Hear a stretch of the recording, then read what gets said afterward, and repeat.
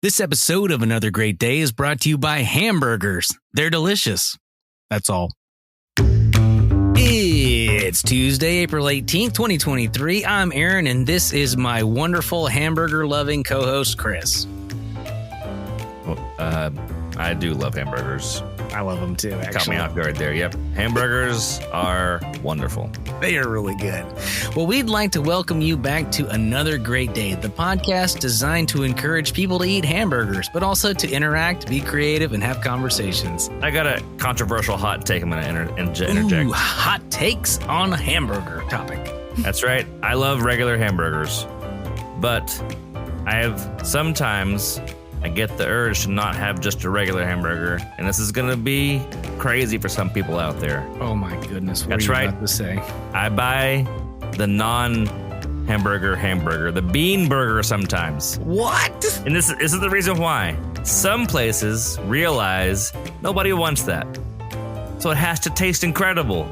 And half the time it does. Half the time. Like, oh, thanks for the beans. You know, or whatever. Which I like beans a lot too, so it's it's a win-win for me. I'm with you. I love beans, and there's the occasional non-meat hamburger that does it really well. There is a burger at LSA here in Denton, also in the Colony, and I believe they call it like the Joplin or something like that. But it is a vegan hamburger, and it's actually amazing. I think it's like a mushroom style hamburger. See, it's underrated. I know it's a hot take. All right. Well, cool. Well, that was some good conversation, interactivity, and conversation. Wouldn't you say? I said Yes. Conversation twice. It was so good. I had to lay it out twice, like a sandwich, like a hamburger. The bun was right. Conversation, and the interactivity was the meat or beans. All right. Well, moving on. Today's new Tuesday topic specific segment is called Boss Level. That's right. Yeah, we are introducing all new segments this week, and we hope you'll enjoy this one. Just like Mario has to fight Bowser, or how Harry Potter has to fight Voldemort, this segment is designed to ask you which of these two things would win in a fight. Let's go. All right, today's boss level scenario is who would win in a fight, a lizard or a monkey? Now, you can hit the pause button before we give our answers, or you can just feel free to listen while we discuss. Chris, who would win in a fight, a lizard or a monkey? Monkey. Why? They have opposable thumbs. They both climb trees. I'm trying to think of all the ups and downs here, the pluses and pros and cons. What if it's a poisonous lizard? What if the poisonous monkey? I mean, I'm just joking. I don't know about that. There's no poison monkeys that I know of. I mean, who knows? The Amazon's a crazy place. What if? Okay, here's what I think. I think a monkey could maybe use a stick or something. I feel like they use primitive tools. What if it's a monkey covered in poisonous lizards? Going after another lizard? Lizard. Yeah. Lizard on lizard attack. What if it's a lizard that has the ability to psychically control a monkey? We've gone very far afield. And that's the kind of stuff you get here on Another Great Day. Wait, well, so what do you got? What is your thing? I'm immediately thinking, when I wrote this, I was thinking of Godzilla and King Kong. And in the original, like, old black and white one, I think King Kong wins. And Godzilla walks into the ocean. In the newest one, spoiler alert, they actually end up joining forces to fight Mechagodzilla. So I do like that they buried the hatchet, and, the enemy of my enemy is my friend. So they got along. But I'm going to go with monkey. They're a lot bigger, and I think they could just step on the lizard. Here's my final answer is I think monkey is right because lizards don't fight monkeys. We're making them fight. Mm-hmm. Lizards just run away. They have a tail that does the thing, boop, comes off, boops right distraction, off. Mm-hmm. And then they hide and they're safe. So, but if they had to fight, if there was some personal cause on the line, some honor, some samurai honor or something, I don't know. Two knights of the round had to duke it out, and the little lizard and the little monkey had to, I'm pretty sure the monkey would just be like, "Oh, sorry, lizard." It would be done. What if the lizard is the size of the monkey? Okay, if they're the same size, that's a whole different ballgame. That's crazy, right? I'm imagining it's actually the lizard at this point because they're so fast. They are real fast. I'm imagining he has like a rapier. Yeah. He's like one of the musketeers or something. And he's Yes. Oh, this is great. Well, listen, if you have a boss level scenario you'd like us to discuss, please let us know on our Instagram page at Another Great Day Podcast. And that'll bring us to this day in history. Well, on this day in 1986, Joan Benoit wins the Boston Marathon. Yeah. Joan Benoit. Well, now listen, this is important, Chris, because we have a lot of friends who are runners that listen to this podcast. So not only was I excited to share this with our guests or with our great listeners, but this truly is a fantastic story. I started nerding out really hard. So stay tuned after the show to hear the whole rest of the story, dear listeners. For now, though, here's the summary. Joan wins the second Boston Marathon in the women's division with a time of 2 hours, 22 minutes, and 43 seconds. This was in the year 1983. All right, Chris, do you know what this means? Do you know how fast she was running per mile? What was her mileage per minute? I don't know. 5 minutes, 43 seconds per mile for 26.2 miles. How crazy is that? I've walked a mile in around 15 minutes. Imagine running 3 times 26 miles straight. I cannot imagine anything close to that. That is amazing. For 1 mile. I wouldn't be able to do that for 1 mile. That's amazing. I could not run 5 minutes. Oh, I once ran with my brother-in-law when he got back from Marine Corps boot camp, and we were just doing a jog, quote unquote, to him, and we were running maybe like a 6-minute mile, 7-minute mile, and I thought I was going to die. I thought I was going to throw up when we were done. Oh no! He crushed it. So, 5 minutes, 43 seconds for 26 miles. Good job, Joan. And that will do it for this day in history. This next segment is called the Question of the Day. And if you're new to this, we'll ask a question and encourage you to take a minute to answer the question with those around you. We'll give you about 10 seconds to answer, and if you need more time, feel free to pause the show and come right back. All right, today's question is, would you rather have wings or gills? We'll be right back. All right, Chris, welcome back. I hope everybody's enjoying discussing this concept of having wings or gills. Do you have any hot takes on whether you'd like to have wings or gills?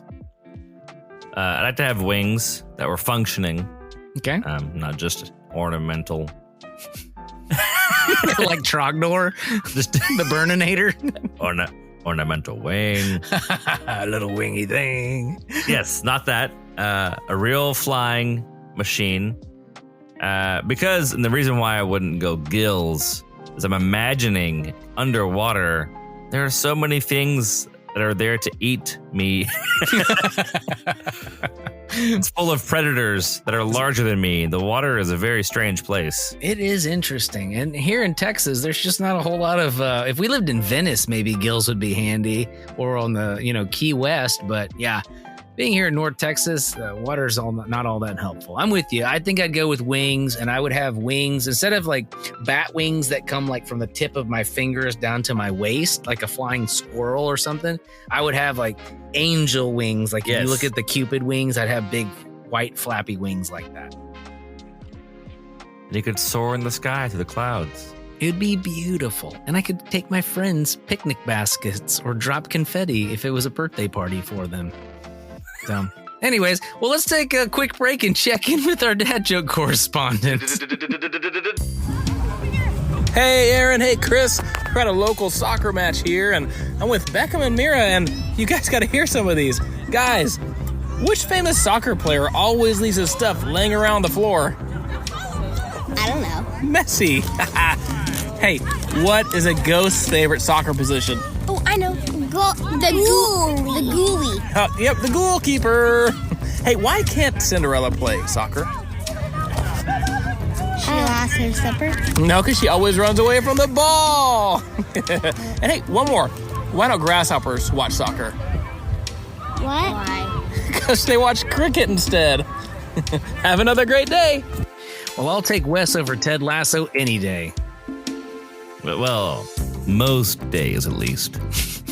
We'll be right back.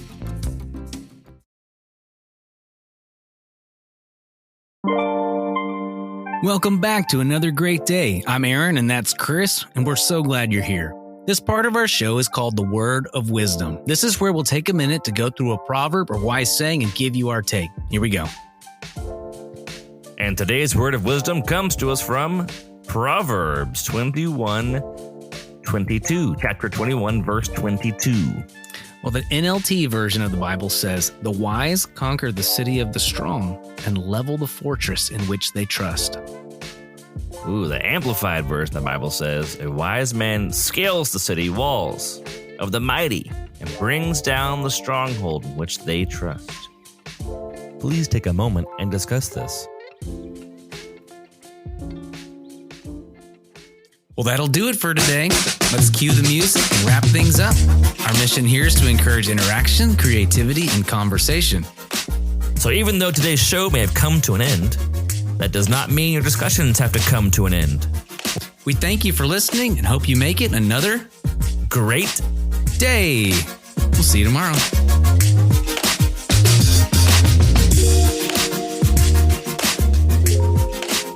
Hey, Chris, do you have a story about running? I have a story about running. All right, and now story time with Chris. I like this. No, I want to hear your story, for real. So, Aaron, you were a part of this story. You and I both trained to run in a half marathon. Yes, I remember this.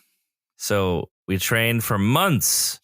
I went out in the morning in the cold of January, Yep, it was ran chilly. every other day or every day for 4 months or something. Yep, 13.1 miles was our goal.